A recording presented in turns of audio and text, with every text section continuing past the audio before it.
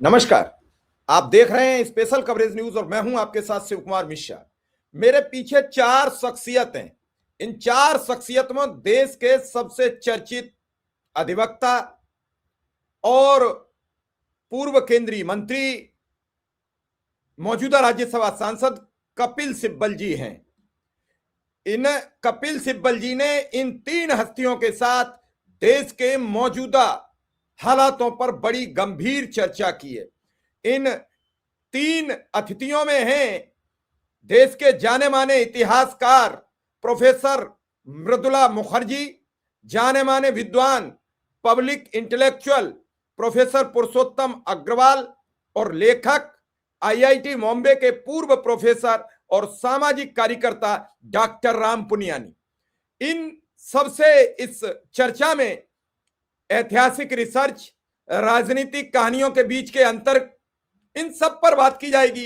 इस पैनल पर अगर विचार किया जाए तो यह भी बात होगी कि बड़ी घटनाओं पर नजरिए समय के साथ कैसे बदलते हैं, पेशेवर इतिहासकारों की भूमिका बनाम राजनीतिक कमेंट्री और भारत के स्वतंत्रता आंदोलन, गांधी, नेहरू और पटेल की विरासत, धारा 370, कश्मीर के ऐतिहासिक संदर्भ से जुड़ी बहस पर बातचीत की है। आर्काइव की समझ, अकादमिक विद्वता और सार्वजनिक जीवन के अनुभव के आधार पर मेहमान मिथिक, स्मृति और दस्तावेजी इतिहास के बीच के अंतर को समझने के लिए यह एक बड़ा कार्यक्रम किया गया है और यह कार्यक्रम कपिल सिब्बल दा शो पर उन्होंने आयोजित किया है। मैं लगातार इस तरीके के कार्यक्रम आपके समक्ष लेकर आता हूं। यह भी एक शानदार कार्यक्रम लेके आया हूं। इसे देखिए कि इन कपिल सिब्बल ने कैसे एक एक करके देश के उन सभी बिंदुओं को छुआ है जो आज महत्वपूर्ण बन गए। लेकिन कार्यक्रम पर चलने से पहले आपसे गुजारिश है कि चैनल को सब्सक्राइब कीजिए, बेल आइकन बटन दबाइए ताकि ऐसे कार्यक्रम आप तक पहुंचते रहे। तो चलिए शुरू करते हैं इस कार्यक्रम को।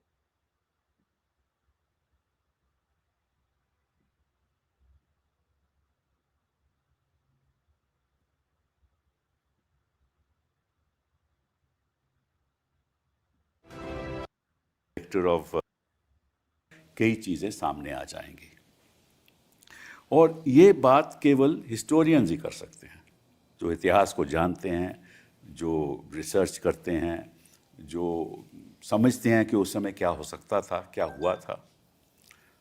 और होता क्या है कि आज के दिन, मैं कुछ 10-11 सालों की बात कर रहा हूँ पिछले, कि जो हमारे जो राजनीति के लोग हैं उनको लगता है कि वो इतिहास ज़्यादा जानते हैं और जो हिस्टोरियंस हैं जिनको इतिहास का मालूम है वो समझते हैं इनको क्या मालूम है, और साथ साथ में मीडिया भी इनसे के साथ लग जाता है।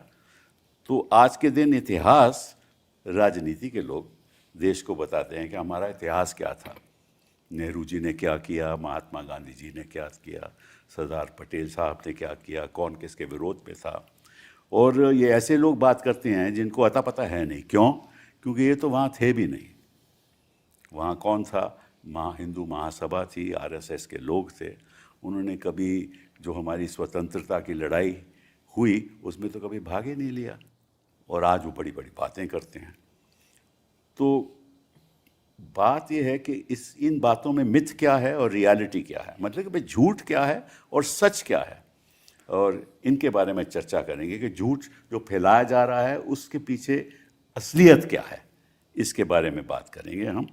और हमारे साथ 3 ऐसे लोग हैं जिनकी जानकारी इतनी है कि आज जब आप उनसे सुनोगे कि असलियत क्या है, हुआ क्या, नेहरू के बाद स्वतंत्रता का मतलब कैसे हमें स्वतंत्रता मिली और आज क्या ये कह रहे हैं उनके बारे में, इन बातों पे हम चर्चा करेंगे। और हमारे साथ सबसे पहले Mridula Mukherjee, thank you very much for being here. आप तो एक डिस्टिंग्विश्ड हिस्टोरियन हो, अग्रेरियन हिस्ट्री आपने शुरुआत वहाँ से की, अब तो आप मॉडर्न इंडियन हिस्ट्री में आप you are known.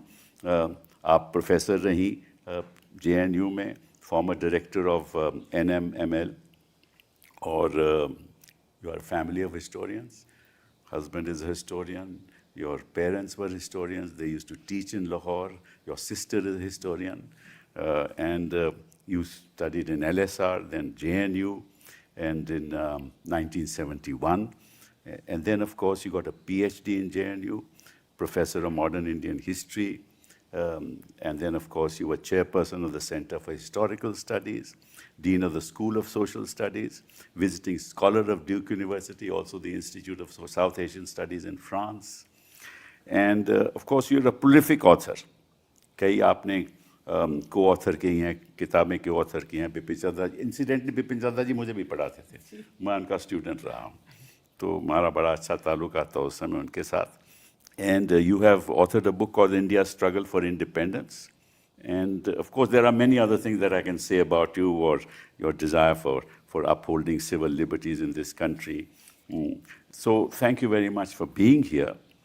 Purushottam Agarwal ji, thank you very much. सुना है अब नई एक पुरानी किताब आपकी लिखी हुई है जिसकी बड़ी चर्चा है, Who is भारत माता, that's about नेहरू जी। मजबूती का नाम महात्मा गांधी। आप भी JNU से हैं, आप लिटरेरी क्रिटिक रहे हैं, हिस्टोरियन हैं, भक्ति मूवमेंट के स्कॉलर हैं, भक्ति पोइट्री के स्कॉलर हैं, और आप you believe in non violence, in secularism, MA in political science, MA in Hindi literature, 2 आपके MA हैं, PhD 1985 in JNU. You taught in 1990, you were teacher in Ramjas College, then 1990 to 2003, associate professor, and then professor of Indian languages in JNU, visiting professor in Cambridge, UPSC, member of the, बहुत कुछ है आपके बारे में, तो आप thank you very much for being here. Ram Punyani ji, thank you. You are known to be, what should I say, a person who believes, you're an academic, a social activist, believes in communal harmony, anti this communal fervor which we see around us. You were a refugee. You were refugees from Lahore. You came here influenced by Gandhi, by Nehru, by Ambedkar, by Bhagat Singh. Masters in Hindi. And then, of course, you did your MBBS, MD, joined IIT Bombay, served there for 27 years. और took voluntary retirement, और कई किताबें आपने 3 dozen तो आपने किताबें लिख डाली हैं, and co-authored many things. And of course, you received several awards. Indira Gandhi award you received, National Integration का award you received. So thank you very much. आप ऐसे लोग हैं जो हमें बताएंगे कि असलियत क्या है। सबसे पहले पूछना चाहता हूँ कि ये 370 की इतनी चर्चा होती है और लोग कहते हैं कि देखिए नेहरू जी ने ऐसे काम कर दिया कि हमें फंसा दिया, और ये नेहरू जी की बड़ी भारी गलती थी, और सरदार पटेल होते तो ये होता ही नहीं। तो क्या वाकई में सरदार पटेल नेहरू के खिलाफ थे 370 के बारे में? ये बहुत बड़ा माइथोलॉजी है जो कि फैलाया गया है। मैं बहुत खुश हूँ कि आपने इसको सबसे पहले ही उठा लिया, क्योंकि ये आज के माहौल में ये डेंजरस भी है बहुत। इसके पॉलिटिकल कॉन्सिक्वेंसेस जो हैं वो बड़े सीरियस हैं, तो बहुत ज़रूरी है कि हम इसके बारे में क्लैरिटी दें। इनफैक्ट जो हिस्टोरिकल रिसर्च इस पीरियड पे हुई है, जो कि डेटा बिल्कुल अवेलेबल है और फैक्ट्स और फिगर्स के साथ ये दिखाया गया है कि आर्टिकल 370 जो है वो टोटली सरदार पटेल की क्रिएशन है। अच्छा। उन्होंने उसको निगोशिएट किया, ड्राफ्ट किया, और उन्होंने ही पार्लियामेंट में उस वक्त जो असेंबली थी before the first Constituent Assembly. Constituent Assembly, which was also functioning as the correct effective parliament. That's correct. उन्होंने ही उसको इंट्रोड्यूस किया। इनफैक्ट जवाहरलाल नेहरू उस वक्त हिंदुस्तान में भी नहीं थे। सुना है कि हिंदुस्तान में नहीं थे वो। तो सरदार पटेल उसके ऑथर है और उसको इंट्रोड्यूस भी उन्होंने किया। और इससे आपको मालूम है कि इसके पीछे एक और कहानी है। वो बताइए। वो ये है कि अगर सरदार पटेल प्राइम मिनिस्टर होते तो जो कश्मीर में हुआ वो सब होना ही नहीं था। 370 भी नहीं होना था, उनका तो कोई लिंक उसके साथ था ही नहीं, सब नेहरू की देन है। और दूसरा कि यूएन में जो ले जाया गया मामला, और जिस के एकदम से कश्मीर को हमने कॉन्कर करके क्यों इंटीग्रेट नहीं कर लिया, ये सारी की रिस्पॉन्सिबिलिटी जवाहरलाल नेहरू ये वहाँ लगता है कि इनको सब मालूम है। असलियत कश्मीर की इनको सब मालूम है। और ये कि अगर सरदार पटेल होते तो असलियत ये है कि जब निगोशिएशंस हो रहे थे, एक्सेशन हो रहा था एक एक करके स्टेट्स का इंडिया के साथ, तो 3 प्रॉब्लम एरियाज थे, अच्छा, हैदराबाद, जूनागढ़ और जी हाँ, कश्मीर। जी हाँ, जी हाँ, तो सरदार पटेल इनफैक्ट जूनागढ़ और हैदराबाद में इंटरेस्टेड थे कि उनका इंटीग्रेशन हो जाए इंडिया के साथ। कश्मीर में उनको बहुत ज़्यादा रुचि नहीं थी। In fact Jawaharlal Nehru is the one जिनके कारण कश्मीर इंडिया में आया। वो क्यों वजह है? मैं अपनी जी। बात बताऊं, जी अगर कश्मीर चले जाता, जी पाकिस्तान के साथ चले जाता, तो जो इंटरनेशनल बॉर्डर है वो पंजाब से जुड़ जाता, बिल्कुल जुड़ जाता ना। बिल्कुल। अगर पंजाब से जुड़ जाता, कितनी भारी स्ट्रेटेजिक प्रॉब्लम होती है हमें। तो मेरे ख्याल में पंडित नेहरू ने ये सोचा कि ये नहीं होना चाहिए, क्योंकि वो जो बफर रहेगा तो स्ट्रेटेजिक डिफेंस में हमें बड़ा, तो इसलिए वो बहुत चाहते थे कि कश्मीर हमारे पक्ष में रहे, हमारे साथ रहे। ये मेरी अपनी राय है, हो सकता है मैं गलत भी हूँ। आपकी क्या राय है इसके बारे में? ये बिल्कुल देखिए, जवाहरलाल नेहरू के बारे में हम जानते हैं कि आज़ादी के पहले भी उनको भारत की जो विदेश नीति है उसका एक्सपर्ट माना जाता था। गांधी जी ने भी कितनी बारी कहा कि दुनिया के बारे में और इतना किसी को मालूम नहीं है। वो एक कारण था जो वो चाहते थे कि वो प्रधानमंत्री बने, जी हाँ। क्योंकि पूरे विश्व के इतिहास के बारे में, उसकी फॉरेन रिलेशंस के बारे में, तो उनकी नेचुरली बहुत स्ट्रेटेजिक थिंकिंग थी। एक और बहुत बड़ा फैक्टर ये था कि जो वहाँ पे मूवमेंट थी जिसके शेख अब्दुल्ला लीडर थे, वो एक टोटली सेक्युलर मूवमेंट थी, जी हाँ, जो नेशनल कॉन्फ्रेंस थी। वो महाराजा के खिलाफ लड़ी थी, डेमोक्रेटिक प्रिंसिपल्स पे और एंटी फ्यूडल प्रिंसिपल्स पे। इनफैक्ट आज़ादी के बाद सबसे पहला जो रेडिकल लैंड रिफॉर्म हुआ वो कश्मीर में हुआ, बिल्कुल जो ज़मीनें किसानों को मिली। तो ये मूवमेंट जो थी, ये कम्युनल मूवमेंट नहीं थी जो पाकिस्तान के साथ वो जाना ही नहीं चाहते थे। तो जो पॉपुलर मूवमेंट थी वो इंडिया के साथ आना चाहती थी, और सरदार उस मूवमेंट के साथ और शेख अब्दुल्ला के साथ नेहरू जी के बहुत अच्छे संबंध थे। पर्सनल फैक्टर भी था, कश्मीर से थे वो, ही लव्ड कश्मीर। तो जो भी रीजंस थे वो ये थे कि वो कश्मीर को अपने साथ रखना चाहते हैं, ये नहीं कि उसको दे देना चाहते हैं। परंतु सर्कमस्टेंसेस ऐसे थे कि हमें पहले ये इंश्योर करना था कि महाराजा जो है साइन करे एक्सेशन पे, और वो कराया गया और एक दिन के अंदर वो हो गया। उसको खतरा था कि अगर नहीं करूंगा मैं तो निश्चित रूप से बर्बाद हो जाऊंगा, क्योंकि वहां जो रॉडर्स थे वो आ रहे थे, रेडर्स थे, आ रहे थे। बिल्कुल बिल्कुल। फिर भी उन्होंने बहुत डिले कर दिया था, पर उसी वक्त आर्मी भेज दी गई। तो जो दूसरी बात जो ये जो यूएन में ले गए और सारा मामला बिगाड़ दिया। देखिए, जिस कैबिनेट मीटिंग में ये फैसला हुआ कि यूएन में मामला ले जाना चाहिए, उसमें श्यामा प्रसाद मुखर्जी भी बैठे थे और उन्होंने उसको अपोज नहीं किया। तो रजामंदी से हुआ। एक चीज हम और भूल जाते हैं, गांधी जी अभी जिंदा थे जब कश्मीर का एक्सेशन हुआ और जब हमने आर्मी भेजी कश्मीर को बचाने के लिए। तो ये जो है कि सारा मैसअप हो गया। एक एक चीज, जवाहरलाल नेहरू की स्पीचेस हैं और एविडेंस अवेलेबल है, एक एक चीज जो कश्मीर में हो रही थी वो गांधी जी की रजामंदी के साथ हो रही थी। उनको, वो दिल्ली में थे, आपको याद है, सितंबर के शुरू से लेके अपनी डेथ तक वो दिल्ली में थे, और जितने भी घटनाक्रम उस वक्त हुआ गांधी जी की रजामंदी के साथ हुआ। तो अगर कोई रिस्पॉन्सिबल है फॉर अ सो कॉल्ड डेबकल, तो उस पे गांधी जी का नाम भी जोड़ देना चाहिए। आपकी क्या राय है? देखिए सिब्बल साहब, जैसा आपने कहा ना, एक लेवल पर ये हिस्ट्री के सवाल हैं, लेकिन इन सवालों को जिस तरह पेश किया जाता है उसके पीछे पॉलिटिकल मोटिवेशन है। ये हिस्ट्री के सवाल उस अर्थ में नहीं है कि आप फैक्ट्स बताएंगे लोगों को और लोग मान जाएंगे। लोगों का दिमाग इस तरह बदलने की कोशिश की गई है, और अनफॉर्चुनेटली बड़ी हद तक कामयाब कोशिश की गई है कि फैक्ट्स मायने ही नहीं रखते हैं।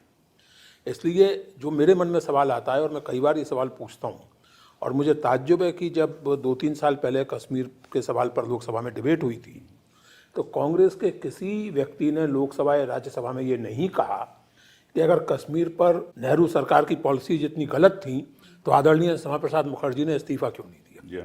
वो नेहरू सरकार में मंत्री थे, कैबिनेट मंत्री थे। आखिरकार जब 2002 में गुजरात में वो सब हुआ तो रामविलास पासवान ने अटल बिहारी वाजपेयी की सरकार से इस्तीफा दिया था, क्योंकि तत्कालीन मुख्यमंत्री को कंट्रोल नहीं कर पा रहे थे प्रधानमंत्री जी। तो अगर इतना गलत हो रहा था कश्मीर में, अगर नेहरू सरकार इतनी गलतियां कर रही थी, तो आदरणीय मुखर्जी ने इस्तीफा क्यों नहीं दिया। ये एक अजीब तरह का अपॉर्चुनिज्म और लैक ऑफ पॉलिटिकल इंटीग्रिटी भी दिखाता है कि आप उस समय इस्तीफा ना दें जब आप सरकार से हट जाएं, तो ऐसे पेश करें चीज़ों को, और आज तक वैसे ही पेश करते चले जा रहे हैं जैसे कि आप बिल्कुल इनोसेंट थे, आपको कुछ पता ही नहीं था। ये सवाल हो या कोई भी सवाल हो, गांधी, नेहरू और पटेल की भूमिका को लेकर जो भी बातें आजकल व्हाट्सएप यूनिवर्सिटी के जरिए फैलाई जाती हैं, मैं ये बार बार कहता हूँ कि they are not matters of history, history is only a tool there, और rather one should say distortion of history is a tool there. वो पॉलिटिकल मैटर है, और पॉलिटिकल हमें समझना ये है चाहिए कि क्यों आखिरकार गांधी और नेहरू, और खासकर नेहरू, गांधी को अप्रोप्रिएट करने की कोशिश की गई है, पटेल को की गई है। नेहरू जो कॉन्स्टेंटली अंडर अटैक, नेहरू एक तरह से उनके लिए सबसे बड़े विलेन, तो उसका कारण ये है Nehru's idea of India, which actually is the most authentic idea of India. Nehru का एक कंसिस्टेंट और unapologetic modern approach to things, scientific approach to issues, that actually is the basic reason. इसलिए वो नेहरू की हर चीज़ में खोट निकालेंगे, नेहरू को हर चीज़ के लिए जिम्मेदार ठहराएंगे। जैसा प्रोफेसर मुखर्जी ने कहा कि आर्टिकल 370 के आर्किटेक्ट तो असल में अगर कोई थे तो पटेल थे। बिल्कुल सही। और ये फैक्ट है, ये पाकिस्तानी हिस्टोरियंस इस बात को लिखते हैं इंटरेस्टिंगली, और तमाम सारी चीज़ों की तरह इस पर भी उनमें और इनमें सहमति है। पाकिस्तानी हिस्टोरियन से लिखते हैं कि अगर पटेल पीएम होते तो कश्मीर का रियलिस्टिक सॉल्यूशन होता। रियलिस्टिक का मतलब ये कि उन्हें पाकिस्तान को मिल जाता, वो नेहरू की वजह से नहीं मिला। बिल्कुल। तो यानी ये बहुत इंटरेस्टिंग है कि इन लोगों के हिसाब से नेहरू की गलती ये थी कि कश्मीर हिंदुस्तान में पूरी तरह इंटीग्रेट नहीं हुआ। पाकिस्तानियों के हिसाब से नेहरू का अपराध ये था कि वो कश्मीर पाकिस्तान को नहीं चला गया। पटेल होते तो चला जाता, क्योंकि पटेल रियलिस्टिक थे। अब रियलिस्टिक वगैरह कहने की बात नहीं, कहने कुछ ने ये भी लिखा है कि पटेल ने जाकर डोगरा रूलर को बोला कि भैया अगर आप जाना चाहते हो पाकिस्तान तो मुझे कोई आपत्ति नहीं है। हाँ, ये सही है कि गलत है? ये सही है। देखिए बात ये है, जैसे आपने कहा, और वो सही भी है पटेल के पर्सपेक्टिव से भी अगर हम देखें तो जिन्ना साहब का इरादा ये था कि न केवल कश्मीर पाकिस्तान में आए बल्कि हैदराबाद भी पाकिस्तान में आए, या एक इंडिपेंडेंट मुस्लिम स्टेट बन जाए। तो आप कल्पना कीजिए, पटेल के पॉइंट ऑफ व्यू से सोचिए, जैसे आपने कहा कि उस समय उनकी जगह रख के अपने आप को सोचिए। सन 1948-49 में अगर एक तरफ पाकिस्तान, दूसरी तरफ ईस्ट पाकिस्तान, तीसरी तरफ कश्मीर का मसला और फिर चौथी तरफ दक्कन में हैदराबाद, तो पटेल की सोच कोई बहुत गलत नहीं थी कि कम से कम एक दो जगह तो क्लियर इंटीग्रेशन हो।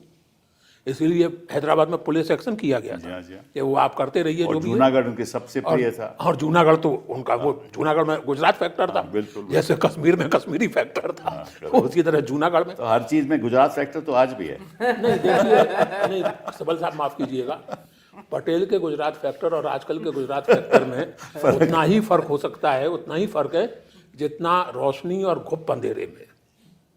पटेल का गुजरात फैक्टर अलग तरह का था, आजकल के जो महानुभाव लोग हैं उनका गुजरात फैक्टर अलग। इंटीग्रेशन का फैक्टर था, ये डिसइंटीग्रेशन का फैक्टर। अब डिसइंटीग्रेशन का है या किसी लोगों के प्रति सेवा भाव का है, कुछ खास लोगों के प्रति, वो मैं नहीं जानता, लेकिन पटेल और इनके गुजरात फैक्टर की कोई तुलना नहीं हो सकती। नहीं, मैं तो वैसे आने मैं जानता हूँ। तो इसलिए मैं देखिए फिर वही कहूँगा, और हमेशा इस बात को हम लोगों को समझने की जरूरत है। जैसे मैं आपसे जो सवाल कर रहा हूँ या ऑडियंस से, कांग्रेस वाले क्यों नहीं ये बात कह पाए लोकसभा में कि भाई अगर इतनी ही गलती थी, इतनी बड़ी, और आज तक क्यों नहीं कह पाते कांग्रेस वाले या कोई भी लेफ्ट डेमोक्रेटिक लोग कि भाई साहब अगर यही इतना गलत, ये फैसला इतना गलत था तो डॉक्टर मुखर्जी ने नेहरू कैबिनेट से इस्तीफा उस समय क्यों नहीं दिया? कहते कि नहीं आप गलत कर रहे हैं, आप 370 ला के गलती कर रहे हैं, मामले को यूएनओ में ले जाके गलती कर रहे हैं, प्लेबिसाइट की चर्चा करके गलती कर रहे हैं, therefore I resign. He never did it. Why? नहीं, पर पटेल ऑल्सो नेवर पब्लिकली, कभी उन्होंने नहीं, पटेल ने तो ड्राफ्ट किया। पटेल तो उससे सहमत थे ना, पटेल क्यों करेंगे? बिल्कुल। मैं तो ये तो कहते हैं कि पटेल खिलाफ थे। नहीं, ये झूठ फैला, मिथ और रियलिटी इसी की बात है। ये तो देखिए, ये भी कहते हैं कि नेहरू गांधी को छल करके, हुडविंग करके पीएम बन गए। हाँ, वो दूसरी बात है। अब इसमें तो देखिए ऐसा है कि जो लोग गांधी को गांधी से बेहतर जानते हैं, या नेहरू को नेहरू से बेहतर जानते हैं, या पटेल को पटेल से बेहतर जानते हैं, उनसे मैं क्या बहस कर सकता हूँ? वो तो सर्वज्ञ हैं, वो तो मतलब वो सब कुछ जानते हैं। तो जो सब कुछ जानता है सिबल साहब, उससे कोई बात नहीं हो सकती। जो ये मान ले कि हाँ भाई मैं कुछ जानता हूँ कुछ नहीं जानता, हाँ बिल्कुल, उनको तो मालूम है या, कि गांधी क्या चाहते थे, नेहरू क्या। अब देखिए ये बड़ी आसानी से भूल जाते हैं कि पटेल ने कहा था जब ईस्ट बंगाल में प्रॉब्लम हो रही थी और नेहरू ने कहा था कि मैं बापू की तरह इस्तीफा देके चला जाऊंगा और वहाँ घूमूंगा जगह जगह। उस कॉन्टेक्स्ट में पटेल ने कहा था कि बापू ने तय किया कि नेहरू हमारे लीडर हों, जी हाँ बिल्कुल, and history has proved him absolutely right. Correct. This is Patel about Nehru. Gandhi ji said कि हम इसलिए नेहरू जी को आगे करना चाहते हैं क्योंकि he knows about foreign policy and is very popular with the student community. और देखिए युवाओं के साथ उनकी बड़ी और पॉपुलरिटी। एक बात और है, ये फैसला गांधी जी ने कोई सन 47 में नहीं कर लिया था, नहीं पहले किया था। उन्होंने सन 42 में AICC के वर्धा सेशन में कहा था और नाम लेके कहा था कि करेक्ट, पटेल नहीं, राजा जी नहीं, मेरा उत्तराधिकारी जवाहर होगा। सही, करेक्ट। और आज वो जो बड़ा मशहूर कोटेशन है कि वो मेरी पकड़ से छूटना चाहता है लेकिन छूट नहीं पाता, और आज मेरा कितना भी विरोध करे मैं जानता हूं कि मेरे जाने के बाद जवाहर मेरी जुबान बोलेगा। बिल्कुल बिल्कुल, तो it was a very different kind of relationship, very different kind of relationship. कि वो student he was the darling of the youth, that's right. और वो आज की मतलब 40 के दशक में नहीं, वो जो 26, 27, 28, 29 का दौर था तब वो यूथ आइकॉन बन गए थे। और सबसे इम्पोर्टेंट जो एक प्रूफ उनकी पॉपुलैरिटी का है और कि एक्चुअली वो गांधी जी के बाद जो सेकंड लीडर बन गए थे, जी हाँ, जी हाँ, उसका प्रूफ ये है कि जब 36-37 वाला इलेक्शन हुआ प्रोविंशियल जी हाँ, लेवल पे, जो सारे प्रोविंसेस में पहली बार पॉपुलर इलेक्शन हुआ, जी हाँ।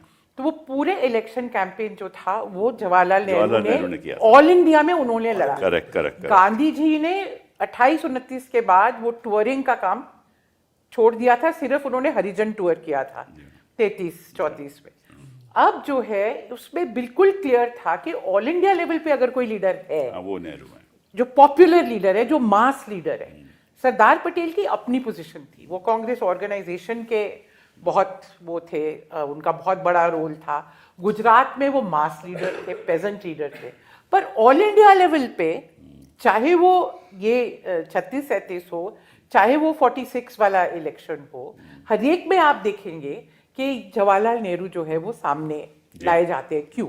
तो वो क्लियर था। तो इन अ वे मैं ये कहती हूँ कि महात्मा गांधी जो थे, उन्होंने जो उनको अनॉइंट किया अपना सक्सेसर, जो वर्ड्स आपने यूज किए कि मेरे उत्तराधिकारी ये होंगे, वो एक तरह से जो पॉपुलर रिकग्निशन जवाहरलाल नेहरू को ऑलरेडी मिल गई थी उसको रिकग्नाइज कर रहे थे, उसको फॉर्मलाइज कर रहे थे। He had emerged. That's right. He was not being favored as a favorite son or something No, and of course. imposed on the people. No, And therefore, So everybody understood. Pटेल withdrew वो जो nomination In fact, हुई है। वो वाला incident in fact I would like to clarify. वो तो बात की बात है, लेकिन जिस चुनाव का जिक्र हो रहा है उसके बाद ही पटेल ने गांधी को लिखा था कि इन चुनावों में जितनी मेहनत जवाहर ने की है वो कल्पना के परे है। In English the exact words are beyond one's imagination, That's correct. कि इतनी कल्पना नहीं कर सकते आप जितनी मेहनत जवाहर इस समय कर रहे हैं। देखिए इसमें रिलेशनशिप एक बात और होती है सिबल साहब, मैं ये बात कई बार लोगों से निवेदन कर चुका हूँ कि बड़े लोगों के झगड़े भी बड़े होते हैं, बिल्कुल, बड़े लोगों के मतभेद भी बड़े होते हैं, लेकिन इन बड़े लोगों में एक खास बात ये थी कि उनके मतभेद निजी स्वार्थों से प्रेरित नहीं थे, कुछ पोजीशंस पे थे और पब्लिक थे। जब मतभेद होते थे तो उन पर लीपापोती नहीं होती थी और फिर भी मिलकर काम करते। they were partners not rivals. Exactly. और ऐसे बड़े लोगों पर जब आप अपना छोटापन आरोपित करते हैं तो फिर दिक्कत होती है। बड़े, अब आप छोटे हैं तो मान लेना चाहिए कि हम छोटे हैं, बड़ों को जबरन छोटा बनाने की कोशिश नहीं करनी चाहिए। वो आपके जैसे नहीं थे। सही बात है। जो आज के पॉलिटिशियन जब उनको एसेस करते हैं तो ये ध्यान रखें कि पटेल की अपनी राय थी, नेहरू और पटेल में काफ़ी मतभेद थे, मतभेद गांधी और नेहरू के बीच में भी थे, तीनों के बीच में थे, होना भी चाहिए। और लोकतंत्र तो ऐसे ही चलता है। और नहीं, लोकतंत्र क्या, सच ये है कि कोई भी ऑर्गेनाइजेशन ऐसे ही चलता है। वो जो एक बहुत पुरानी घिसी पिटी बात है कि in any discussion I and you agree on everything, then one of us is unnecessary. Ram Puniyani ji, अब आप बताइए, आपकी राय बताइए जरा। 2-3 बहुत महत्वपूर्ण चीज़ें आई हैं तो मैं एक एक को अलग करके बताऊंगा। पहले तो ये जो कश्मीर का मुद्दा था आपने जो अच्छे से बताया है, उसमें सबसे बड़ी बात जो मुझे लगी कि शेख अब्दुल्ला के जो विचार थे वो धर्मनिरपेक्षता और समाजवाद के थे। जी हाँ, जैसे कश्मीर का लाल चौक वो भी रशियन क्रांति की प्रेरणा से आया और कश्मीर एक राज्य रहा है यहाँ जब उन्होंने लैंड रिफॉर्म्स ये किए। जी हाँ। फिर शेख अब्दुल्ला का ये भी मत था कि मुझे भारत में जो भारत के साथ इसकी जो चाह है उसका सबसे बड़ा कारण ये है कि यहाँ धर्मनिरपेक्षता के दो सितारे हैं, एक गांधी और दूसरे नेहरू। तो नेहरू और शेख अब्दुल्ला की जो दोस्ती वो मेरे ख्याल से वैचारिक आधार पे बहुत मजबूत थी, उसका एक कारण था। दूसरा सरदार वल्लभ भाई पटेल के 2-3 मुझे इंसिडेंट्स याद हैं। एक तो जूनागढ़ जब भारत में मिल गया तो एक कॉलेज में उनका स्पीच हुआ, उसमें उन्होंने कहा उसमें यही बात कि अगर हैदराबाद हमको पूरा मिल जाता है तो कश्मीर में हमें कुछ नहीं कहना, मतलब he was willing for that. और दूसरा उनकी जो दोस्ती जवाहरलाल जी के साथ थी वो भी एक अजीब दोस्ती थी, मतलब कई मामलों में अलग थे। पर एक बार मुझे याद है चौपाटी की एक पब्लिक मीटिंग में वो बैठे थे दोनों स्टेज पे, तो एक अमेरिकन पत्रकार पटेल जी को कहता है कि देखिए आप कितने लोकप्रिय हैं, इतने लोग आपको सुनने आए हैं। तो पटेल बड़ी ईमानदार से कहते हैं ये मुझे देखने नहीं आए, मुझे सुनने नहीं आए, ये जवाहर को सुनने आए हैं। तो तीसरा उनके जो स्नेह था, तो जवाहरलाल जब इंटरिम प्राइम मिनिस्टर बने तो वो पटेल को पत्र लिखते हैं कि अब हमारी सरकार होने वाली है और मैं आपको आमंत्रित करता हूँ कि आप आके गृह मंत्री का पद संभालिए। तो वो थोड़ा सा गुस्से और नाराज़गी और प्रेम में बोलते हैं कि हम दोनों इतने सालों से महात्मा गांधी के चरणों पे बैठ के राजनीति सीख रहे हैं, आपको मुझे इनवाइट करने की क्या ज़रूरत है, मैं हमेशा आपके साथ हूँ, आप मेरे लीडर भी हैं और बड़े छोटे भाई भी हैं, ऐसा छोटा भाई भी कहते हैं और साथ साथ लीडर भी कहते हैं। और जो गांधी जी का रोल था, गांधी जी तो उस समय कांग्रेस में थे नहीं, सब मौलाना आज़ाद के बाद प्रेसिडेंट चुनना था और वो प्रेसिडेंट ज़्यादातर इंटरिम प्राइम मिनिस्टर बनने वाला था। तो उस समय नेहरू जी का नाम ये प्रोविंशियल कमिटीज़ में से नहीं आया, कृपलानी का आया, पटेल का आया। तो फिर महात्मा गांधी उस समय पटेल को बोलते हैं तुम अपना नाम विड्रॉ कर लो, और सरदार पटेल बिल्कुल खुशी खुशी उस बात को स्वीकार करते हैं। और वो गांधी जी की बात जो थी, जो आपने कही, एक तो कि भाई वो जानते थे यूथ में ही नहीं कि भारत में अगर गांधी के बाद सबसे लोकप्रिय नेता था तो वो नेहरू था। और ये बात और तो और भगत सिंह ने कीर्ति में एक लेख लिखा था आज के लीडर और उनका कार्य, तो उसमें वो सबका एनालिसिस करते हैं और आखिर में कहते हैं कि भविष्य की जनरेशन के लिए जवाहरलाल नेहरू का नेतृत्व भारत के लिए सबसे उसमें वो खास करके नेताजी सुभाष बोस के साथ नेहरू को कंपेयर करते हैं। और उसमें बहुत दिलचस्प बात कहते हैं कि सुभाष बाबू बंगाली जैसे होते हैं वैसे भावुक हैं और पंजाब के लोग पहले से ही बहुत भावुक हैं, हमें और भावुकता की जरूरत है, हमें विवेक की जरूरत है जो नेहरू से मिलेगा। Something to this effect. ये बहुत महत्वपूर्ण बात है। और तो वो नेहरू इनफैक्ट पंजाबी में जो उनका ट्रांसलेशन है जो भगत सिंह का, वो बहुत ही इंटरेस्टिंग है। वो कहते हैं कि 2 तरह के लीडर होते हैं, एक राज पलटू और एक युग पलटू। और सुभाष बोस को कहते हैं ये राज पलटू हो सकते हैं, पर नेहरू जो है ये युग पलटू। सुनो क्या एक इमेजिनेशन था वो भी उनके क्वालिटी का, यंग मैन। और उस समय जब जो मैं बात कर रही हूँ ये 2829-30 का दौर है जब भगत सिंह ये बातें लिखते हैं। तो ये एक दूसरी बात पे आते हैं, आपसे शुरू करता हूँ मैं कि ये भी कहा जाता है कि जो सरदार पटेल साहब थे, ये भी एक और झूठ फैलाया जा रहा है, जो मिथ है कि सरदार पटेल साहब थे वो आरएस के खिलाफ नहीं थे, हालांकि उन्होंने बैन किया होगा। क्योंकि देखिए कि सरदार पटेल का एक बयान आज भी बहुत महत्वपूर्ण है आज की राजनीति में भी। जी हाँ। उन्होंने जब आरएसएस पे बैन लगाया तो उन्होंने उसमें ये नहीं कहा कि इन्होंने हत्या के आरोप वगैरह, उन्होंने सीधा ये कहा कि भाई आरएसएस जिस प्रकार से नफरत फैला रही है समाज के अंदर, इसके कारण हमें अपना राष्ट्रपिता खोना पड़ा। और वो एक उनके मन में मुख्य बात उससे जुड़ी हुई थी। और दूसरी बात जो थी कि उन्होंने ये भी कहा कि आरएसएस जो हिंदू राष्ट्र की बात करती है ये बिल्कुल बेवकूफ़ी, मतलब ना समझे की बात है। हिंदू राष्ट्र की जो कल्पना है ये एक पागलपन है। उनके वाक्य ये है कि हिंदू राष्ट्र की कल्पना पूरी तरह से पागलपन है। तो मुझे नहीं लगता कि सरदार पटेल किसी भी प्रकार से आरएसएस के प्रति कोई ये रखते होंगे। मैं एक जब बैन हुआ, मैं आपको कुछ पढ़ना चाहता हूँ आपके सामने सब लोगों के। जब बैन हुआ तो गोवलकर साहब ने लिखा अपने सरदार पटेल को कि साहब आप बैन इसको लिफ्ट कीजिए।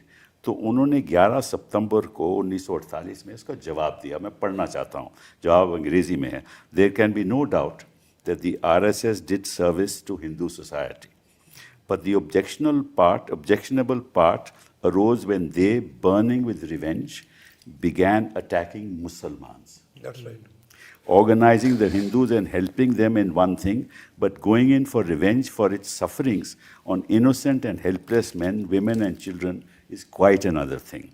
Apart from this, their opposition to the Congress, and that too with such virulence, disregarding all considerations of personality, decency or decorum, जो आज भी हो रहा है, आज भी हो रहा है, created a kind of unrest among the people. All their speeches were full of communal poison. Correct. It was not necessary to spread poison in order to enthuse the Hindus and organize for their protection. As a final result of the poison, the country had to suffer and sacrifice of the invaluable life of Gandhiji. RSS men expressed joy and distributed sweets after Gandhiji's death. ये जवाब था sir. और ये पटेल सीधे गोलवलकर को लिखा. सीधे गोलवलकर. ये डिटेल में मैंने जो शॉर्ट में बताया ये रियलिटी है. और ये कहते हैं कि साहब वो तो मतलब कि प्रो आरएसएस थे. तो इसके बारे में और कुछ आपको जानकारी जरा. ये बिल्कुल इन्हीं लाइंस में उन्होंने श्यामा प्रसाद मुखर्जी को भी लिखा. अच्छा. चिट्ठी लिखी कि ये उन्होंने उनकी जब वकालत करने की कोशिश की कि आरएसएस को अब छोड़ देना चाहिए एटसेट्रा एटसेट्रा, उनको भी उन्होंने ये लिखा कि आप भूल जाते हैं कि ये गांधी जी का जब असैसिनेशन हुआ तो इन्होंने स्वीट्स बांटे और खुशियां मनाई. आप प्लीड कर रहे हैं उनकी इन्हीं टर्म्स में. उन्होंने वो जुलाई 18, 1948 की चिट्ठी है जिसका आप जिक्र कर रहे हैं. जो आरएसएस को बैन करने का जो कम्युनिके था फरवरी 1948 का, उसमें तो सीधे सीधे ये कहा गया था कि जो जहरीला वातावरण तैयार हुआ उसमें हजारों लाखों प्राण गए, सबसे मूल्यवान प्राण महात्मा गांधी के गए. उसमें कुछ इस तरह की बात थी. देखिए ये जो आमतौर से कहा जाता है और बहुत आसानी से कह दिया जाता है प्रो हिंदू, मैं ये कहता हूँ कि मान लीजिए प्रो हिंदू थे तो इससे कहाँ साबित हो गया कि प्रो हिंदुत्व थे. यानी किसी का हिंदू होना, पटेल हिंदू थे, पटेल बड़े आस्थावान हिंदू थे. मैं मुझे कहने में कोई संकोच नहीं है कि मैं हिंदू हूँ. मैं उन लोगों में से नहीं हूँ जो हिंदू कहने पर अपने आप को बगले झांकने लगे. और मैं तो ये कहता हूँ कि सिब्बल साहब कि चूंकि मैं हिंदू हूँ इसलिए मैं हिंदुत्व से परेशान रहता हूँ. बिल्कुल. क्योंकि मुझे लगता है कि मेरे हिंदू ट्रेडिशन को, मेरे हिंदू विरासत को अगर सबसे ज़्यादा खतरा किसी से तो पॉलिटिकल हिंदुत्व से. और कई बार मुझे लगता है कि पटेल भी ऐसा ही महसूस करते थे, इसीलिए इतने हार्श वर्ड्स उन्होंने लिखे. मैं आपको थोड़ा इंटरप्ट करना चाहता हूँ. जो आपने कही ना वो बड़ी पते की बात है. उन्होंने कहा एक पब्लिक 11 जुलाई 1949 में उन्होंने कहा कि the RSS will function as a cultural organization, eschewing secrecy and adjuring violence. And then Patel in a public speech on February 24, 1949 said, मैं quote कर रहा हूँ, we must understand that Muslims are going to stay here. Yes. It is our responsibility to make them feel it is their country. Communalism is poison. Yes, that's precisely the तो point. जो सब उलट हो रहा है यहाँ तो आज के दिन, वो पटेल उनके बिल्कुल खिलाफ था. करेक्ट. और ये लोग समझते नहीं है कि यही बात आज भी सच्चाई है. नहीं बिल्कुल, और ये हमेशा सच्चाई रहेगी. देखिए हिंदुस्तान नहीं रहेगा अगर ये अपनी डाइवर्सिटी को छोड़ देगा तो. जी हाँ. ये संभव ही नहीं है. Hindustan is defined by diversity. जी हाँ. और वो केवल रिलीजन की बात नहीं है, केवल हिंदू मुस्लिम की बात नहीं है. लैंग्वेज के लेवल पर ले लीजिए, एथनिसिटीज के लेवल पर ले लीजिए, कल्चर्स के लेवल पर ले लीजिए. और ये बात हिंदुस्तान के नेशनल मूवमेंट का हर नेता जानता था, चाहे वो गांधी हो, नेहरू हो, सुभाष बोस हो और चाहे पटेल हो. सुभाष बोस भी इन लोगों के बड़े प्रिय हीरो हैं. लेकिन उन्होंने अपनी फौज का नाम स्वतंत्र भारत सेना तो नहीं रखा था, आजाद हिंद फौजी रखा था. और हिंद शब्द से भी इनको आपत्ति होनी चाहिए क्योंकि मूलतः फारसी का है, लेकिन सुभाष बोस का तो नारा जय हिंद था. जी हाँ, बिल्कुल. तो ये देखिए, और मौलाना आजाद के नाम पे उन्होंने नहीं वो तो ब्रिगेड बनाई थी. मौलाना आजाद के नाम पर, नेहरू के नाम पर और गांधी जी के नाम पर. गांधी जी को राष्ट्रपिता कहने वाले पहले व्यक्ति वो थे, फादर ऑफ आवर नेशन. ये एक्सप्रेशन पहली बार सुभाष बोस ने इस्तेमाल किया है. तो प्रॉब्लम यही है जो मैं आपसे शुरू से मैंने कहा कि सवाल हिस्ट्री का है ही नहीं. बिल्कुल. सवाल ये है कि आप अपनी पॉलिटिक्स के लिए एक माइथोलॉजी क्रिएट करते हैं, हिस्ट्री को डिस्टॉर्ट करते हैं. अनफॉर्चुनेटली फॉर वेरियस रीजंस जिन पर कभी अलग से बात हो सकती है, बड़ी हद तक इनको कामयाबी मिली है. मेरे लिए चिंता की बात ये है. अभी तो हम ये डिस्कशन कर रहे हैं. एग्जैक्टली इसलिए कर रहे हैं. बड़ी हद तक की कामयाबी. अभी जो आपने वो पढ़ के सुनाया कि सरदार पटेल ने कहा कि they will function as a cultural organisation.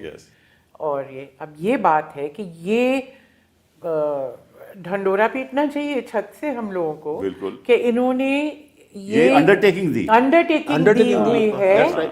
कि हम जो है पॉलिटिकल एक्टिविटीज में हिस्सा नहीं लेंगे, Correct. हम एक कल्चरल ऑर्गेनाइजेशन कहते, तो मैं तो कहती हूँ कि पूछो कि भी कौन सा लास्ट कल्चरल शो आपने ऑर्गेनाइज किया था, बताओ। सारा ही कल्चरल हो रहा है, सारे कल्चरल ही हो रहा है, मतलब पूछे कि हमारे देश का कल्चर ही चेंज हो रहा है, तो कल्चरल तो हो गया ना। इन्होंने ये भी अंडरटेकिंग दिया था, इन्होंने ये भी अंडरटेकिंग दिया था कि हम कॉन्स्टिट्यूशन अपना बनाएंगे, बिल्कुल। जो इन्होंने नहीं बनाए। कोई मेंबरशिप रजिस्टर नहीं होता, इनके जो फंड्स आते हैं, जो डोनेशन आते हैं, जो एक कलेक्शन करते हैं, उसका कहीं कोई हिसाब नहीं होता। तो मैं ये भी सवाल पूछना चाहती हूँ सबसे कि हाउ कम 75 साल से ज्यादा हो गए आजादी के बाद, कल्चर के लिए सब नहीं, खर्च सर, कर वैसे- रहे हैं। हाँ, तो इनसे तो कल्चरल ऑर्गेनाइजेशन से भी तो हम हिसाब मांगते सर, हैं, आप इनसे इस- कोई हिसाब नहीं मांगते। आप इस प्रोग्राम के होस्ट हैं, लेकिन मैं आपसे एक सवाल पूछना चाहता पूछिए पूछिए। हूं। मतलब RSS is not a registered organisation, is it? RSS does not submit any accounts or funds of anything to anybody. correct.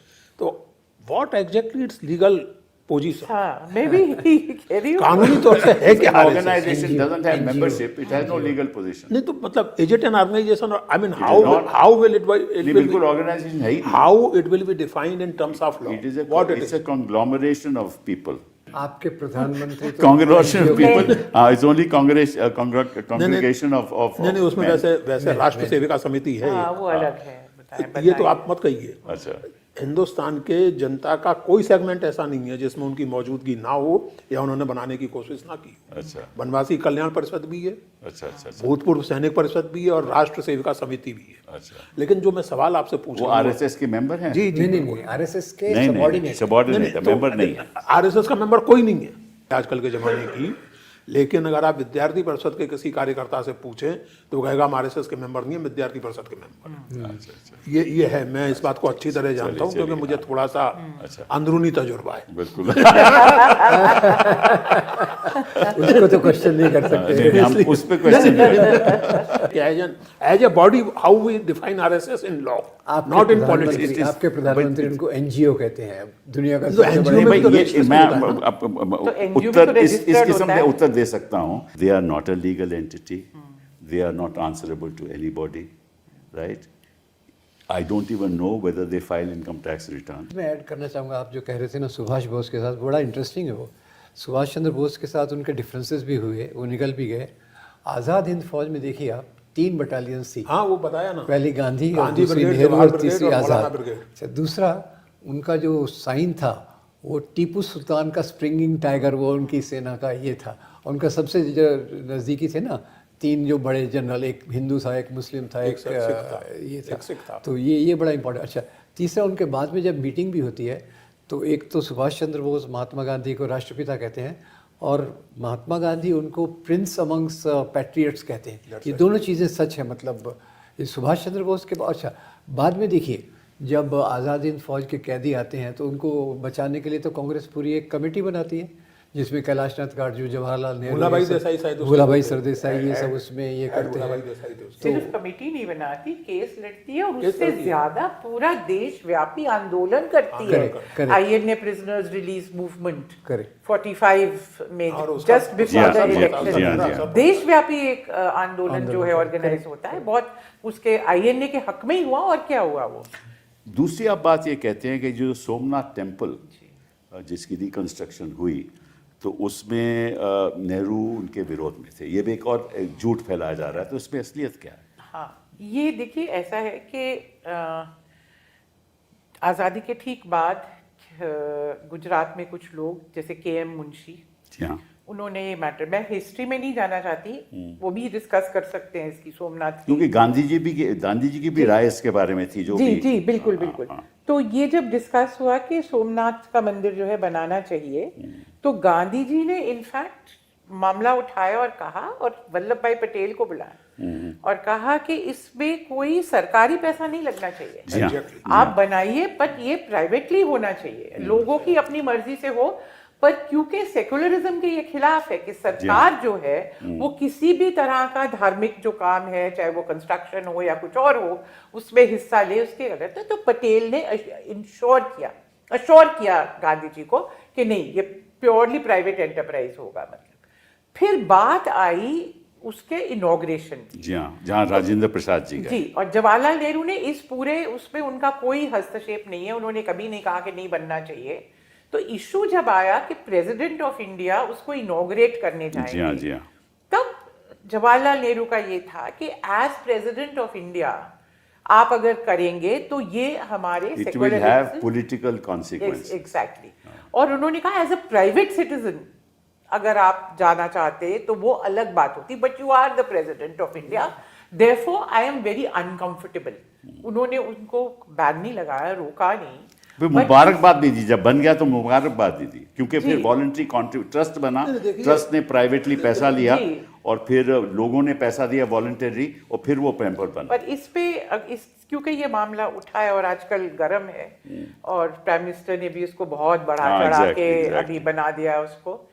तो इस पे थोड़ा सा मैं बताना चाहूंगी आपको कि इस इशू के ऊपर कि ये सोमनाथ का जो डिस्ट्रैक्शन था महमूद गजनी के हाथों जी हाँ। एक्सेट्रा, कि ये जो एक फैलाई गई हुई माइथोलॉजी है कि ये हिंदुओं के दिल पे एक घाव की तरह 1000 साल रही। जी हाँ, जी हाँ, तो इस पे हमारी बहुत बड़ी प्रोफेसर हैं प्रोफेसर रोमिला थापर, जी हाँ। उन्होंने इस मामले को उठाया और उन्होंने एक पूरी किताब लिखी है इस पे, अच्छा। जिसमें उन्होंने ये दिखाया है कि गजनी के डिस्ट्रक्शन के बाद कई साल गुजर गए जबकि कहीं किसी जगह कोई रेफरेंस नहीं है उसके डिस्ट्रक्शन के बारे में, और ये कि लोग उसके बारे में उत्तेजित हैं। अच्छा। फिर वो बताती है कि 200 या 300 साल बाद हमें वहाँ से एविडेंस मिला है कि उस एक जो वहाँ के रूलर थे उन्होंने एक मर्चेंट को कुछ जमीन दी, वहाँ मॉस्क बनाई, अच्छा। मंदिर के प्रेमिसेस के अंदर। अच्छा। तो पूरे उन्होंने हिस्टोरिकल रिकॉर्ड्स 1000 साल के छान के ये दिखाया है कि ये जो आइडिया है कि 1000 साल से एक घाव था और ये बहुत बड़ा एक इवेंट था, ये पहली बार इसका मेंशन ब्रिटिश पार्लियामेंट में एक ब्रिटिश पॉलिटिशियन लाते हैं, क्योंकि उस वक्त आपको तो मालूम है कि ब्रिटिश ये कहने की कोशिश कर रहे थे कि हमने जो है अपना रूल इस्टेब्लिश करने के लिए, पॉपुलर होने के लिए हिंदुओं को ये पढ़ाया जाता था कि हमने तुम्हें मुसलमानों के राज से बचाया। उसमें ये एक थियोरी थी कि ये सोमनाथ में जो गजनी का डिस्ट्रक्शन था, ये टिरनी, टेम्परल डिस्ट्रक्शन, पूरी कहानी पहली बार हाउस ऑफ कॉमन्स में 1830s में आई। अच्छा। वहां से कहानी शुरू होती है। फिर हमारे जो पॉलिटिशियन और इतिहासकार के मुंशी खासकर जो थे वो इसको बहुत बड़ा, और गुजरात का ये था और वो था। तो ये भी एक बहुत इंटरेस्टिंग है एक हिस्टोरियन के लिए कि हिस्ट्री कैसे क्रिएट की जाती है। मैं तो वही तो मैं कह रही हूँ कि नहीं, पर आप ये बात देखिए, मैं ये कह रही हूँ कि जब हम बात कर रहे हैं ना हिस्ट्री की, तो एक तरफ आप देखिए हिस्टोरियंस इन इश्यूज को कितना सीरियसली लेके इतनी रिसर्च करके एक चीज प्रूव करते हैं, आप कम से कम उसको काउंटर करिए। आप उसको इग्नोर ही नहीं करते, आप डिस्टॉर्ट करते हैं, आप झूठ बोलते जाते हैं, आप उसको एक पॉलिटिकल बड़ा सा इशू बना देते हैं। तो कभी कभी तो हमें लगता है कि काहे को हम हिस्ट्री लिख रहे हैं। मैं इसमें एक चीज कहना चाहता हूँ, आपको पॉलिटिक्स में आना चाहिए ना। और ये this is in continuation of what I always feel. मैं फिर से कहूँगा कि बात हिस्ट्री की कम और पॉलिटिक्स की ज़्यादा है, एक बात। दूसरी बात ये कि हिंदुस्तान में या कोई भी समाज हो और कोई भी वक्त हो, उसमें कई तरह की टेंडेंसीज होती हैं। At any given point of time ये आपको तय करना होता है, पूरे समाज को या समाज के अधिकतम लोगों को, कि आप किस टेंडेंसी से सीखना चाहते हैं और किसको पीछे छोड़ देना चाहते हैं। ऑन दिस पॉइंट आप ये देखें, मैं एक 18वीं सदी के उर्दू पोएट हैं, जाने माने पोएट हैं, शायरी के खुदा कहलाते हैं वो उर्दू ट्रेडिशन में, मीर तकी मीर। बिल्कुल। उनका उनका एक शेर है, उसी के फरोगे हुस्न का झमके है सब में नूर, उस समय हरम हो के दिया सोमनाथ का। This is Mir Taqi Mir in 18th century. यानी एक मुसलमान कवि सोमनाथ को इस तरह याद कर रहा है कि वो एक ही है ईश्वर, उसी की रोशनी है, चाहे वो मक्का में जलने वाली, काबा में जलने वाली शम्मा हो और चाहे सोमनाथ में जलने वाला दिया हो। 18वीं सदी में सोमनाथ को इस तरह भी याद किया जा रहा है, और 20वीं सदी में आकर के और 21वीं सदी में आप आकर के उसको बता रहे हैं कि वो केवल घाव के रूप में याद किया गया है। जबकि वो एक दूसरे मेटाफर के रूप में भी याद किया गया है। तो ये फैसला आपको करना है, यानी 21वीं सदी के हिंदुस्तान को करना है। मैं उन लोगों में से नहीं हूँ जो ये कहें कि साहब before the Britishers came everything was hunky dory, ऐसा कुछ नहीं। लड़ाई झगड़े होते थे, वरना कबीरदास को कहना नहीं पड़ता कि आपस में दो लड़त मरत मरम ना काहू जाना। लड़ाई झगड़े तो होते थे, लेकिन उन लड़ाई झगड़ों के साथ डायलॉग भी होता था। लड़ने झगड़ने वालों लोगों के साथ कबीर जैसे लोग भी थे, मीर जैसे। तो हमसे झगड़ते हैं, डायलॉग तो करते ही नहीं। कर ही नहीं सकते ना। देखिए डायलॉग करने के लिए जरूरी है सिबल साहब। हम तो करना चाहते हैं। आप इसलिए करना चाहते हैं क्योंकि आप जानते हैं कि आप सब कुछ नहीं जानते। वो मानते हैं कि वो सब कुछ जानते हैं, ये अंतर जानते है। नहीं है, मानते हैं कि सब कुछ जानते हैं। और जो आदमी ये मानता है कि वो सब कुछ जानता है, वो काहे को किसी से डायलॉग करेगा? I know that I know not. Exactly. That's why you enter into a dialogue. If I am convinced कि मुझे तो सब पता है, तो फिर काहे का डायलॉग? करेक्ट। That's it. आपने ये बात कही तो नेहरू जी ने वो चिट्ठी लिखी जिसके बारे में आपने जिक्र किया। वो चिट्ठी 11 मई 1951 में थी। वो कहते हैं, I confess that I do not like the idea of your associating yourself with the spectacular opening of the Somnath temple. कुछ मुझे आपको नज़ारा कुछ और चीज़ का दिखता है इसमें? जी हाँ? दिखता है ना, सबको दिखता है। हाँ, दिस इज नॉट उसी को जस्टिफाई करने के लिए सोमनाथ याद किया जाता है। This is not merely visiting a temple, which can certainly be done by you or anyone else. कोई भी जा सकता है, but rather participating in a significant function which unfortunately has a number of implications. Yes, that's it. सही बात है। This is what secularism बिल्कुल is. Logical बात है। केवल डेफिनेशन ऑफ सेक्युलरिज्म। देखिए केवल कि आप जाइए एक व्यक्तिगत रूप में, आप जाइए मंदिर जाइए, मस्जिद जाइए, गुरुद्वारा जाइए, कहीं भी जाइए, चर्च जाइए, कहीं भी जाइए, बट अब उसको आप परफॉर्म नहीं कर सकते वहां जाकर, specially when you in a public position. You are president of the republic. You are president of the republic. Not as a representative of the public. And mind you, Rajendra Prasad ji was going only to inaugurate, not to become the jajman. नहीं, not only that, he replied. अरे जब उनसे बोला गया तो मालूम नहीं, he replied. He said अगर मुझे मस्जिद में बुलाया जाएगा तो मैं वहाँ भी जाऊँगा। That's it. हाँ, अगर कहीं और बुलाया जाएगा तो वहाँ जी जाऊँगा। He was not making discrimination. हम लोग कहाँ जाते हैं? यहाँ तो केवल एक ही जगह जाया और जाता है। ये आजकल बुला दिया जाता है, ये नहीं कोट किया जाता। तो मैं राजेंद्र प्रसाद जी ने कहा कि अगर बुलाया गया तो मैं मस्जिद भी जाऊँ। चौथी बात ये कहते हैं कि हिंदुस्तान का बंटवारा कांग्रेस की वजह से हुआ। ये अनदर मिथ। इसके बारे में आप क्या कहेंगे? मतलब मेरे ख्याल से पाकिस्तान रेजोल्यूशन तो सन 40 में पास हुआ है, if I'm not wrong। Savarkar ने 1937 में कहा था कि ये मानना कि हिंदुस्तान इज ऑलरेडी या होमोजेनस नेशन इज रॉन्ग।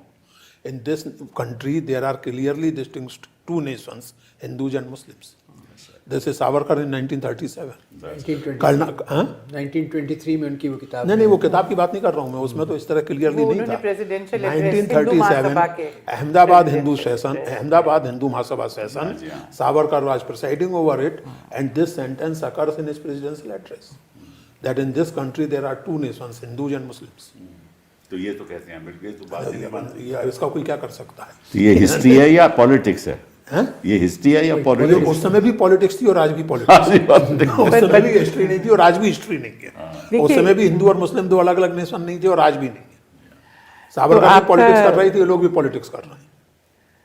आपका जो सवाल है उसको मैं थोड़ा सा और दूसरी तरह से भी जवाब देना चाहूँगी कि देखिए कुछ लॉजिकली भी बातें हमको समझनी चाहिए। वो पार्टी जिसने सबसे ज़्यादा कुर्बानी दी 1885 से आज़ादी की लड़ाई जो लड़ रही थी, वो क्यों चाहेगी कि जब आज़ादी हमें मिल रही है तो जिस देश को बनाने के लिए उन्होंने इतने साल से मेहनत की, इतने बड़े बड़े उनके लीडर 10-10 साल जवाहरलाल नेहरू जेल में रहे, तिलक एग्जाइल में रहे, क्या कुछ कितनी कुर्बानियाँ नहीं दी, हज़ारों लोग जेल गए, हज़ारों लोग मरे, और मुसलमान और हिंदू इकट्ठा, सब सिख हिंदू मुसलमान, अकाली मूवमेंट थी, उसमें जो लड़ाइयाँ लड़ी गई थी, जो गुरु के बाग का मोर्चा था, जो गांधी जी ने कहा था कि first battle for India's freedom one, जब उसमें अंग्रेजों को पड़ा, तो ये लॉजिकल है कि वो पार्टी जो है चाहेगी कि उस देश को हम बांट दें। शुरू में लॉजिक से करना चाहती हूँ। और एक्चुअल जो हिस्ट्री है वो हम सब जानते हैं। अब भुलाना चाहते हैं तो अलग बात है कि अंग्रेजों ने 1857 के विद्रोह के बाद से ही ये तय कर हिंदू लिया था, मुस्लिम तय कर लिया जो था। है, जब उन्होंने देखा कि ये लोग सब इकट्ठे लड़ सकते हैं और लड़े, और वो लड़ाई 1 साल चली थी। उतने ही कुर्बानियां उधर से हुई जितनी इधर से हुई, हालांकि पावर उनके पास इतना था। कहा जाता है कि 1 लाख सोल्जर उधर मरे, 1 लाख रेबेल जो मरे, और इतना ब्रूटल रिप्रेशन हुआ। उसके बाद उनका जो पूरा पॉलिटिकल पॉलिसीज है उनका फ्रूशन था। वो सेपरेट इलेक्टोरेट, पहले मुस्लिम लीग को बनाया, सेपरेट इलेक्टोरेट्स 1909 में उन्होंने बना दिए। अब आज की जनता जानती भी नहीं है कि सेपरेट इलेक्टोरेट क्या होता है। सेपरेट इलेक्टोरेट क्यों होता है कि जो कैंडिडेट है वो भी उसी धर्म का होगा, जो इलेक्ट करेगा वो भी उसी धर्म का होगा। कंस्टिट्यूएंसी टेरिटोरियल नहीं होगी, रिलीजन बेस्ड होगी। तो ये जब आप इस तरह पॉलिटिक्स को बांट देते हैं कि जो कैंडिडेट जो लड़ाई लड़ रहा है उसको एक दूसरे धर्म के आदमी के पास या औरत के पास जाके वोट मांगने की जरूरत भी नहीं है, तो लॉजिक जो पॉलिटिक्स का है वो कम्युनल अपने आप बन जाता है और कुछ करना नहीं पड़ता। तो मेरा अपना तो ये फर्म व्यू है कि खासकर 1909 से जब सेपरेट इलेक्टोरेट बने, वो ओरिजिन ऑफ पार्टीशन हमें वहां मिलता है। और जैसे जैसे कॉन्स्टिट्यूशनल डेवलपमेंट होते रहे, जैसे 1919 में जो अगला आया उसमें आपने इलेक्टोरेट तो बढ़ा दी, पर सेपरेट इलेक्टोरेट आपने रखा। 1935 वाला जो एक्ट आया उस पर भी आपका सेपरेट इलेक्टोरेट रहा। तो पूरा पॉलिटिक्स उसके बाद आप ये सोचिए कि 1909 के बाद कोई मुसलमान पॉलिटिशियन जो आता है लड़ने के लिए थ्रू इलेक्शन, उसको कभी किसी हिंदू से बात करने की जरूरत ही नहीं है। एंड वाइस वर्सा, आप जिसको जनरल कंस्टिट्यूएंसी कहते थे वो सिर्फ हिंदुओं की कंस्टिट्यूएंसी थी। सिखों की भी अलग कर दिया आपने, फिर कास्ट वाइज डिवीजन भी कर दिया। पंजाब में जैसे agriculturist caste versus non agriculturist caste, south India में आपने ब्राह्मण नॉन जिन्ना तो चाहता था हम हिंदुस्तान के साथ रह सकते हैं, लेकिन हमारे सेपरेट टूट, एवरीथिंग शुड बी सेपरेट, मतलब कि अलग तरीका, हमारी एडमिनिस्ट्रेशन अलग हो, सब कुछ अलग हो। देखिए इसमें तो एक बात यह है कि जो आप कह रही हैं, बेसिकली एक हिंदुस्तान को एक इंटीग्रेटेड नेशन बनना है या नहीं बनना है, और जाहिर है कि अंग्रेज तो ये नहीं चाहेंगे। 1857 के तजर्बे ने उनको बता दिया था कि अगर एक हो गए तो बहुत बड़ी मुश्किल है। और उसके बाद ये भी हम ध्यान रखें कि सर सैयद अहमद ने एक किताब लिखी थी in late 19th century, the causes of the rebellion, Asbab Baghawat Hind. उसमें उन्होंने बताया और दुर्रानी का उदाहरण दिया था कि दुर्रानी ने ईरानी और अफगानी सिपाही अलग अलग रखे थे ताकि अगर एक पलटन गड़बड़ करती थी तो दूसरी उसको दबा देती थी। अंग्रेजों ने गलती ये की, हिंदू मुस्लिम पलटन एक कर दी, तो अंग्रेजों को कुछ क्लू वहाँ से भी मिला। और उसके बाद जितनी भी फॉल्ट लाइन आपके समाज में थी, चाहे वो कास्ट की थी, चाहे वो कम्युनिटी की थी, चाहे वो लिंग्विस्टिक थी, हर फॉल्ट लाइन को अंग्रेज सरकार ने जम के बढ़ाया। अब इसमें जो एक सीधा सा सवाल उठता है, आप भूल जाइए कांग्रेस को, लीग को, हिंदू महासभा को, मेरे लिए कसौटी ये है कि जो पॉलिटिक्स इस तरह की किसी भी फॉल्ट लाइन को बढ़ावा देती है वो पॉलिटिक्स हिंदुस्तान की एकता के लिए ठीक तो नहीं है। सही बात है। तो जब आप सेपरेट इलेक्टोरेट आपके सामने हैं, तमाम तरह के डिवीजन्स आपके सामने हैं, उस समय आप इस बात को थियोराइज करें 1937 में कि दो अलग अलग नेशंस इस देश में हैं, तो आप किसकी मदद कर रहे हैं? आप राष्ट्र निर्माण कहिए या नेशनल बिल्डिंग कहिए, उस प्रोजेक्ट को सपोर्ट कर रहे हैं, या जो इम्पीरियलिस्ट डिजाइन है कि हिंदुस्तान को जितना अधिक बांटा जा सके उसको सपोर्ट कर रहे हैं? तो इसको मौका मिल गया ना जिन्ना को कि भाई हमें, दैट्स इट। उसके पहले तो रिफॉर्म की बात हो रही थी, उसके पहले तो एडजस्टमेंट की, डायरेक्ट एक्शन डे हो गया, फिर डायरेक्ट एक्शन डे जो हुआ, इनएविटेबल हुआ। उसके बाद जब उन्होंने कहा, पहले तो ये था कि भाई एक ऑटोनॉमी होनी चाहिए, जो आप जिक्र कर रहे हैं कि रहेंगे एक ही लेकिन हम अपने ढंग से सरकार चलाएंगे, केवल करेंसी और कांग्रेस ने उसका इनकार कर दिया। करेंसी और डिफेंस कॉमन रहेगा, बाकी सब अलग अलग रहेगा। लेकिन जब आपने क्लियरली घोषित कर दिया कि दो नेशन है, तो उनके उसको तो एक मॉरल सपोर्ट मिला ना। You ultimately ended up supporting morally and theoretically that position which ultimately resulted in the party. एक चीज और हम भूल जाते हैं इसमें कि जो असली क्रिएटर है पार्टीशन के, जो ऑथर या जो भी आप कह लीजिए, वो तो अंग्रेज थे। और एंड तक 15 अगस्त 1947 तक पावर में वो थे, और उन्होंने मुस्लिम लीग को वोट वीटो दे दिया था कि कोई भी प्रपोजल जो आता था, Jinnah could say no to anything. correct. जब आपने उनको वीटो दे दिया तो आप एक रीजनेबल सेटलमेंट कहाँ होने दे रहे हैं? सवाल अब कहने को तो बहुत थियरीज हैं आजकल कि अंग्रेज जो थे वो यूनाइटेड इंडिया चाहते थे, कांग्रेस ने कहा कि नहीं डिवाइड करके चले जाओ। ये सब मिथ्स है। अंग्रेजों के आर्काइव्स में कहीं किसी का एक प्रपोजल है पर वो कभी एक्सेप्ट नहीं हुआ था।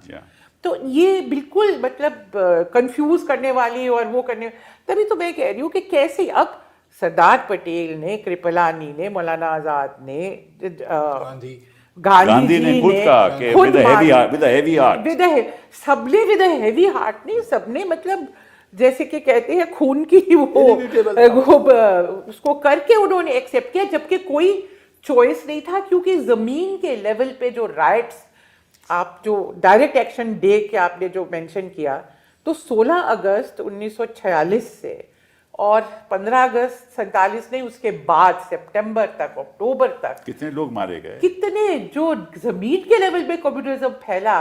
तो जब गांधी जी के पास गए और उन्होंने कहा कि आप इसके खिलाफ मूवमेंट क्यों नहीं चलाते, कहते हैं मूवमेंट किसके साथ चलाऊं? खालसा भी वही चाहता है, हिंदू भी वही चाहता है, मुसलमान, तो मेरे पास है कौन जिसको लेके मैं आगे मूवमेंट चलाऊं? सही बात। अभी भी लोग कई क्रिटिसाइज करते हैं, गांधी जी मूवमेंट चला देते तो नहीं क्या हो जाता। वो कहते हैं मेरे पास मासेस तो चाहिए। ऑर्डिनरी लोग इतना हिल गए थे उस कम्युनल वायलेंस के साथ कि कोई और चारा नहीं था। इसके बारे में राजमोहन गांधी ने 1991 में अपनी किताब में लिखा है, I will quote, if we did not accept partition, India would be split into many bits Yes, that's right. and would be completely destroyed. India had become a battlefield and it was better to partition the country than to have a civil war. That's right. ये इनके What do you, इनकी what, बात- क्या नहीं, आपका? मैं वही कह रहा था कि वास्तव में ये जो कंट्री का डिवीजन जैसे बता रहे थे कि 23 में पहले तो बुक आई कि यहाँ 2 नेशंस हैं, फिर 1937 में ये इनकी सावरकर का ये था कि we agree with Muslim League on this. 1940 में वो प्रपोजल आया, जबकि मेजॉरिटी ऑफ मुस्लिम्स इसके खिलाफ थे। बिल्कुल सही। अल्लाह बख्श और उन्होंने जो दिल्ली आज़ाद कांग्रेस बुलाई, उसमें उसके विरोध में उन्होंने दिया, और आखिर में नेहरू और पटेल को ये बात माननी पड़ी, क्योंकि वो जो इंटरिम कैबिनेट में मुस्लिम लीग वाले they were blocking all the proposals for whatever things were to be done, so that was a compulsion rather than acceptance. और एक पॉइंट मैं बोलना चाहता हूँ कि ब्रिटिश के दिमाग में ये भी था कि अगर ये इंडिया यूनाइटेड रह गया तो it will become a sort of a very important force in south Asia, and most of its leaders are of socialist mind. Yeah. So they may try to align more with Russia, and that time ये भी बात in the bipolar world, so their own position will become stronger as far as their strategic interest in this area. And that was shown after independence. Pakistan immediately became a member of all the Cold War blocs on the side of the West, whereas India refused. We can see it even today. The politics of today is the same thing. Exactly. Yes, The West is supporting Pakistan big time. Absolutely. And he was These right. are their far-sighted calculation. By the way, this thing about civil war, that the only way you can prevent it, you see, Nehru said that again and again, that, you know, it's not that you can't stop the partition from happening, but do we want to massacre our own people? Exactly. It means not just civil war, it means brutal repression. तो इसका मतलब है कि राजनीतिक लोगों को थोड़ा बहुत इतिहास समझने की जरूरत है। थोड़ा बहुत नहीं, बहुत ज्यादा। नहीं, वो इतना तो मैं एक्सपेक्ट भी नहीं कर सकता। नहीं, लेकिन देखिए- थोड़ा बहुत समझ लें तो फिर डायलॉग ठीक ठाक से हो सिबल सकता है। साहब देखिए, ऐसा है, पार्लियामेंट में इतना विरोध करना, इतिहास- इतना विशस अटैक करना, ये किसी के देखिए देश के लिए ठीक नहीं है। मेरा एक निवेदन है, इतिहास की क्लास अटेंड करने की जरूरत नहीं है, लेकिन राजनेताओं को एक सेंस ऑफ हिस्ट्री जरूर होना चाहिए ताकि मुल्क नॉनसेंस ऑफ हिस्ट्री में ना फंसे। वो सारे मुल्क को नॉनसेंस ऑफ हिस्ट्री में फंसाए दे रहे हैं। यानी एक अजीब स्थिति बन गई है, यानी कि आज आप देखिए तो रोज़ कोई ना कोई नया तमाशा खड़ा हो जाता है। कभी वो बाबर होता है, कभी वो महमूद गजनवी होता है, कभी सोमनाथ होता है, कभी वो, जैसे वो प्रियंका गांधी का वो बयान मुझे बहुत मज़ेदार लगा था, जिन्होंने लोकसभा में कहा कि भाई नेहरू की सारी गलतियां आप एक बार लिस्ट एक बार कर दीजिए और एक बार उनको जो कुछ करना है फांसी लटका दो आपने, उसके बाद चलो क्या करना है। मतलब नेहरू जी, मैंने कई बार मुझे लगता है कि वो नारा लगाते हैं ना तमाम पॉलिटिकल पार्टियों के लोग कि मेरा बूथ सबसे मजबूत, सबको अपने जोश दिलाते हैं, तो मैंने उस पर एक नारा इनकी तरफ से गढ़ा है कि नेहरू का बूथ सबसे मजबूत।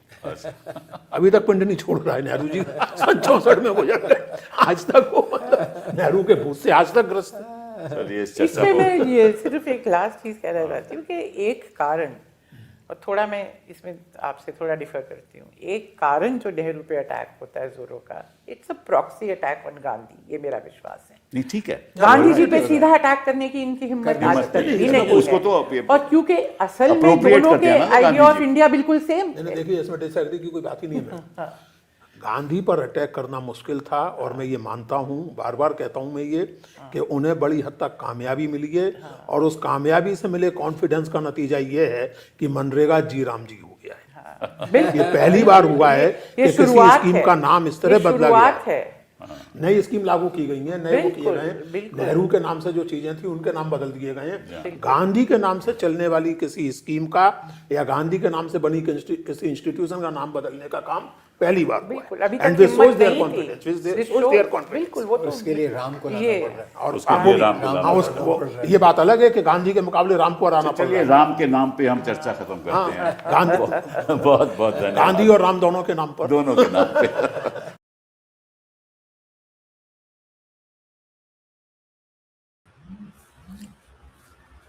आपने ये प्रोग्राम देखा और इस पर आपकी क्या राय है? क्या गांधी और नेहरू के बारे में जो चर्चा हुई है वो आपको अच्छी लगी? अगर अच्छी लगी तो हमें कमेंट में बताएं। और क्या जो गांधी नेहरू को लेकर कश्मीर, गांधी नेहरू को लेकर देश के हित की बात, या गांधी जी क्या चाहते थे, या गांधी जी ने किसे उत्तराधिकारी चयन किया, ये सारी बातें डिटेल में बताई गई हैं। तो हमें जरूर बताइए, हमें आपके कमेंट की प्रतीक्षा रहेगी। धन्यवाद आप सबको, नमस्कार।